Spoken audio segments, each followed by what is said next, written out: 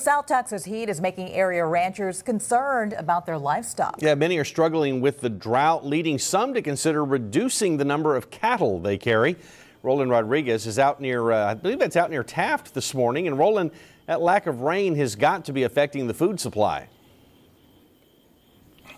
Hey, good morning, guys, and good morning, South Texas. This drought is affecting a lot of folks, farmers and ranchers, not only here in the Taft area, but throughout the state. And the biggest thing is, like you said, trying to feed their cattle. And hay has been a very, very hot commodity.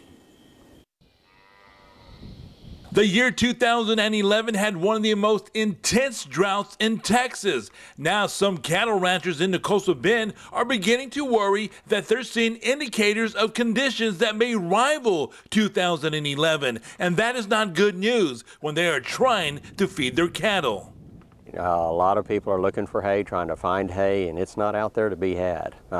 Great deal of Texas is in a drought, and you have to go farther and wider to get it, or you have to start selling cattle. The lack of food and water is forcing some local cattle ranchers to sell part of their herd. Basically, we had 2 good years, and we ramped up and got our herd population up to the maximum for each pasture. And it can no longer sustain that number, so they're having to go out there and start selling cattle and doing what has to be done to maintain the genetics they want to keep. The persistence of the drought has many livestock producers who have been waiting for rain running out of options. You just take a long-term outlook to where you realize that generally we're going to have a year or two of drought, and then we're going to have a year or two of rain. Most of them have done it before and kind of know what they want to do and where they want to end up. While the rush of cattle to auctions probably won't have an immediate impact on U.S. meat supplies, some of the ranchers who are being forced to sell their animals early or pay more for feed may see their income suffer. With the drought the way it is and the cattle prices, we're kind of seeing a true top supply and demand situation. The demand for cattle is low because there's no resources to feed them. So as the demand goes down, so does the price.